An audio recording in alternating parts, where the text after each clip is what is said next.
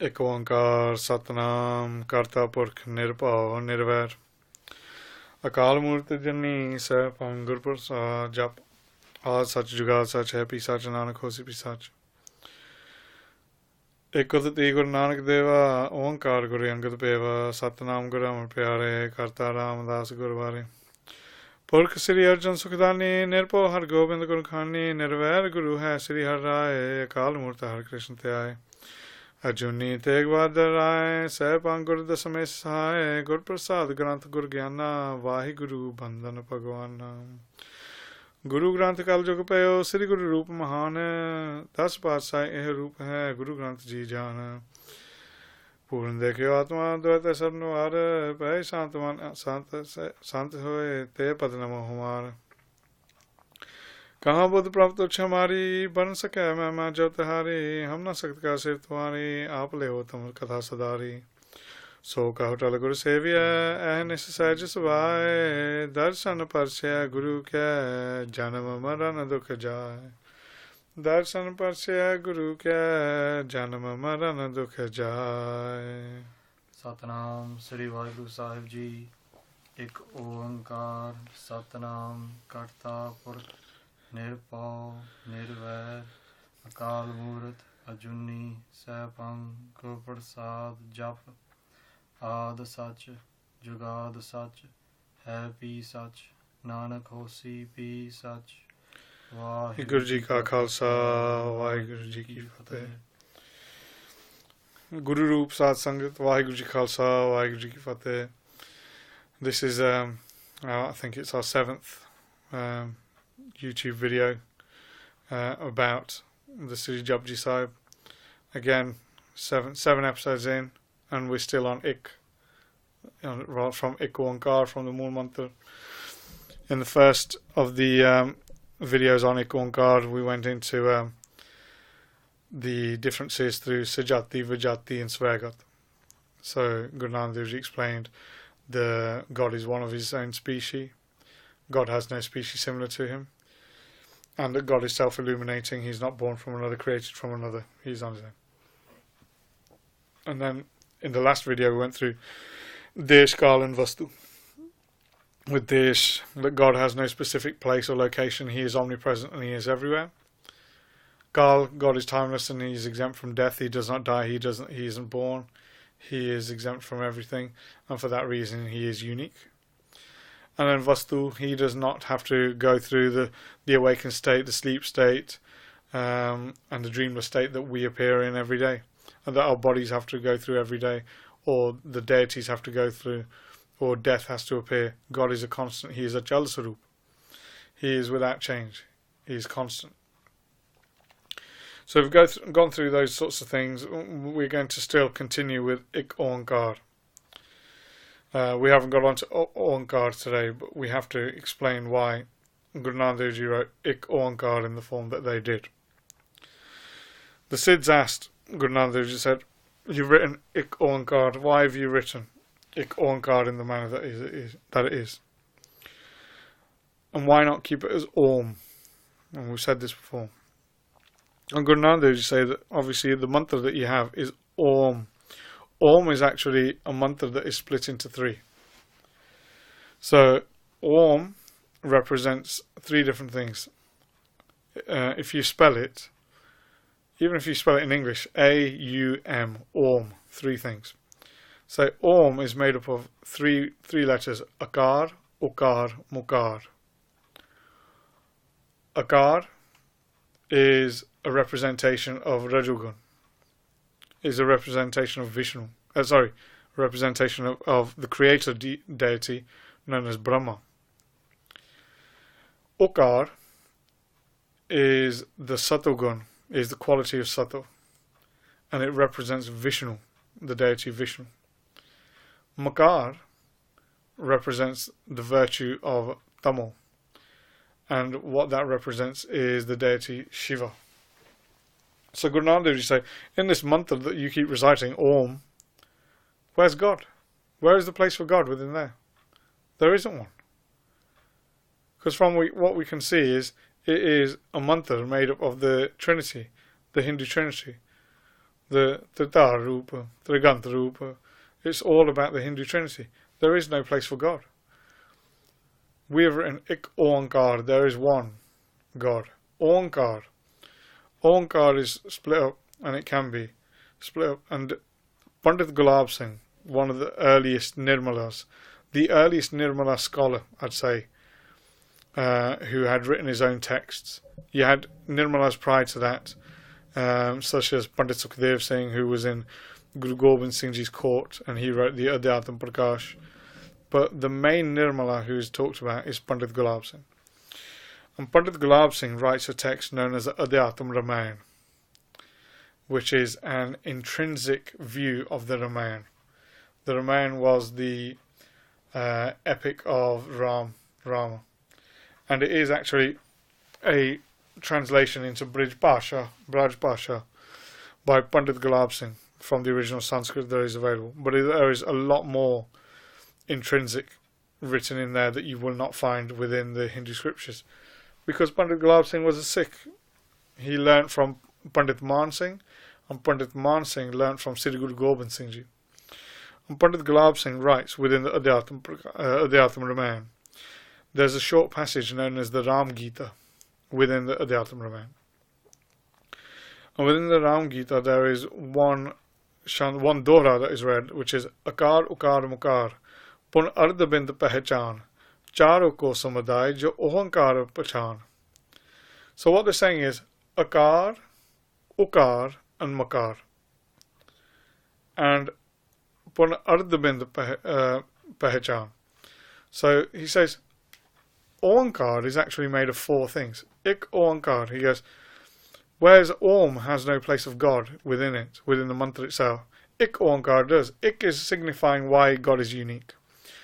And Oankar represents Akar, Ukar, Mukar, which is the Hindu Trinity.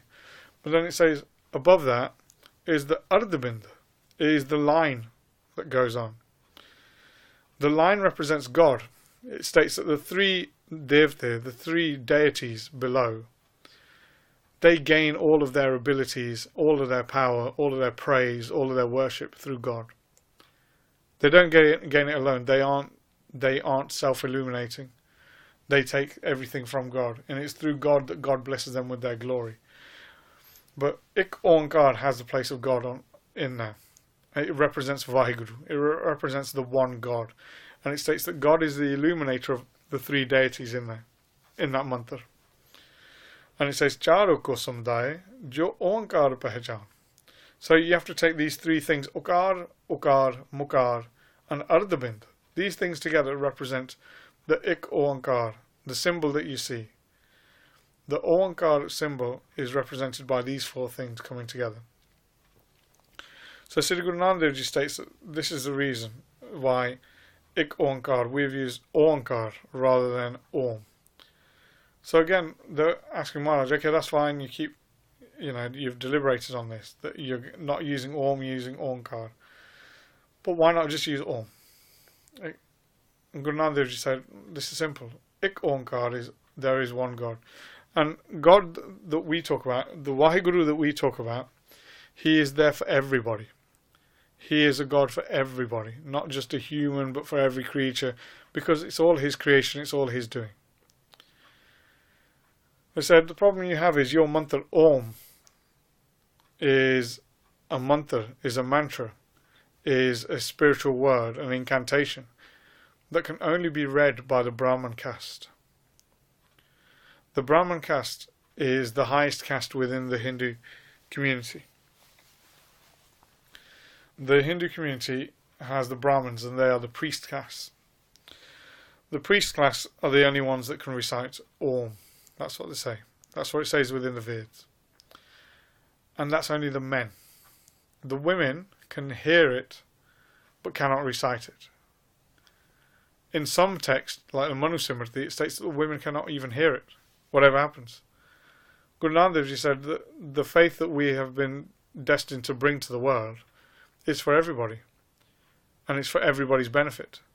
We're not just discounting somebody because they've not had the privilege to be born into a priest caste, the Brahman caste. because somebody's not been brought into a Brahmin caste, they can't recite it. If we are to agree with the Hindu texts, the Sanatana texts, and say actually this is correct, and only the priest caste should recite the name of God, well, neither did Sri Ramchandra, or Sri Krishna. Neither of them manifest within the Brahmin community. They were all Kshatris. So they did not have a right to recite the name of God. Now, are you going to tell me that a faith that reveres these two deities can actually say, actually, they were against the Hindu faith, and they should not have had a right to even utter the name of God, let alone be revered as God? So Guru Nanak Dev Ji says that your faith has these things. You know, a Kshatri, which is the warrior caste, the second caste, they can listen to the Vedas, they can listen to Om Shabad being uttered by a Brahmin, but they're not allowed to recite it. And then you get the two other castes after that, the Shudras and the Vaishyas. The Vaishyas are the merchants. They're the merchants, the traders and everything. They're not allowed to listen or hear the mantra. And the Shudras, they're even lower. They're not allowed to do anything. They are like the worker class, the lowest caste. Well, there are lower classes in India now. The Dalits and the Untouchables are even lower. They're not allowed to recite the name of God, go into a temple, do anything like that.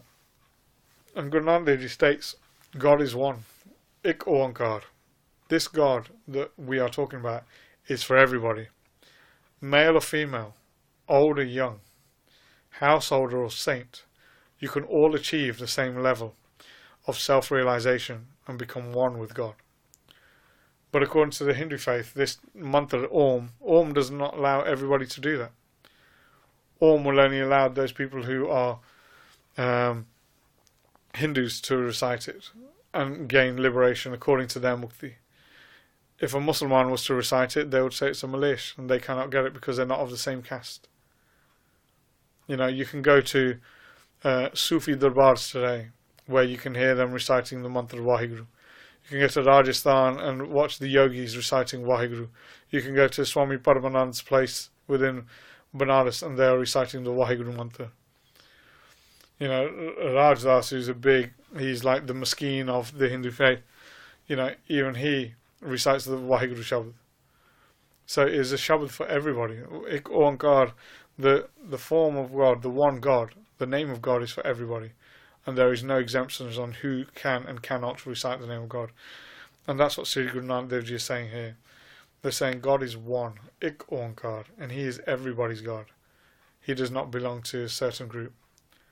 You know, Islam says the terms Allah, Rahim, Razak, Rahim, Kareem, Kabir, these sorts of names are Islamic only.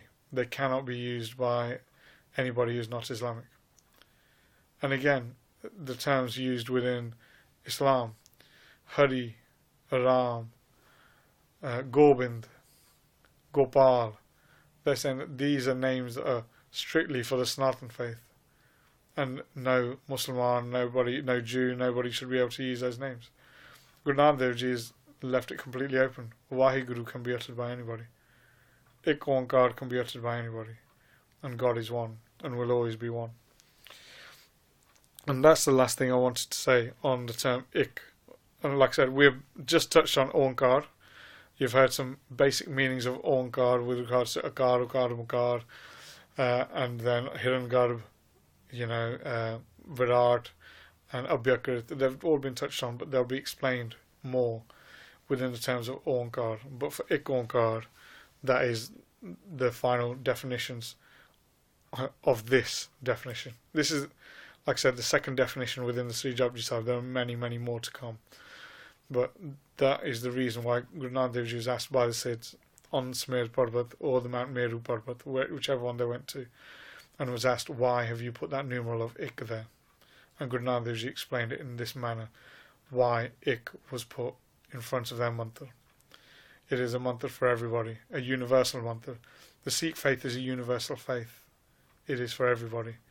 It does not exclude anybody, and it does not abuse anybody's faith in what they believe in.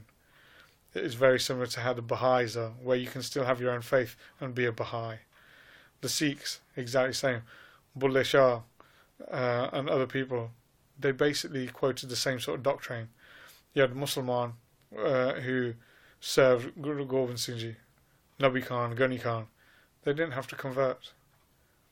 It's a universal faith. People can come in. Hindus, again, exactly same. They came into the faith. They didn't have to convert, but they can still practice Sikhism. And that's what Sikhi is. Sikhi is a universal faith, and it always will be. And those are the terms for Ik. And we'll leave it there. We'll go on to Onkar next time. Vaheguru Ji Ka Khalsa, Vaheguru Ji Ki Fateh. He Gobind, He Gopal, He Dayal Lal. Prananath Nath Sakhe Deen Dardan Var. He Samrat Agam Puran Mohe Mayatar. Andhakupa Mahapayan Nanak Pare Utar. Aye Prabhu Sarnagati Kirpane Dadayale. Ek Akhar Har Manavaste Nanak Hotane Hale. Ek Akhar Har Manavaste Nanak Hotane Hale. Vaheguru Ji Ka Khalsa, Vaheguru Ji Ki Fateh.